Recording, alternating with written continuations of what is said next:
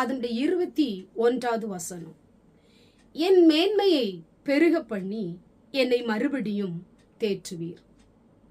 கண்பானவர்களே, இன்றைக்கு பல பேருடைய வார்த்தைகள் உங்களை உடைத்திருக்கலாம், உடைத்து கொண்டிருக்கலாம், நெருக்கத்தையும் கஷ்டத்தையும் கொடுத்து கொண்டிருக்கலாம், உங்களை அழ வைக்கலாம், உங்களை பலவீனப்படுத்தி கொண்டிருக்கலாம்.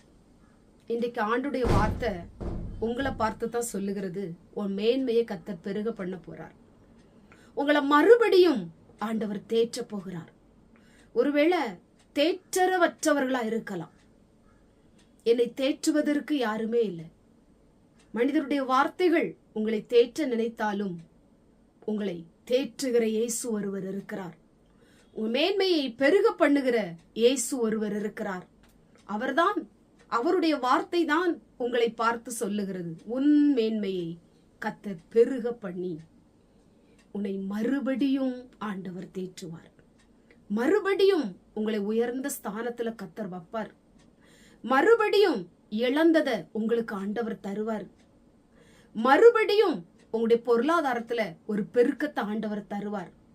மறுபடியும் உங்களுடைய சுக வாழ்வை அவர் துளிர்க்க பண்ணுவார்.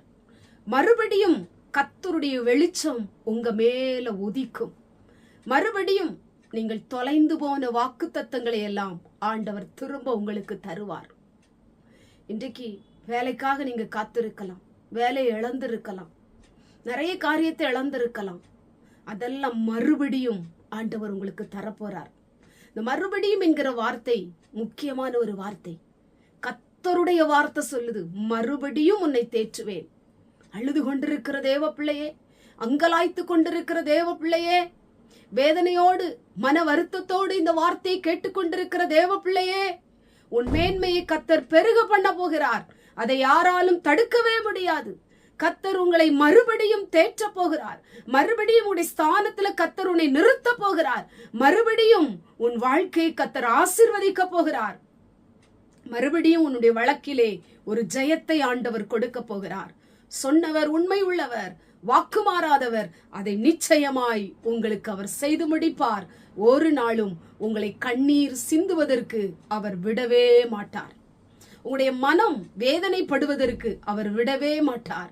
இன்றைக்கு கொடுத்த இந்த வார்த்தையின்படி உங்களை ஆண்டவர் பெருக பண்ணி உங்களை தேற்றுவார். கண்களை மூடி ஜெபம் பண்ணுவோம்.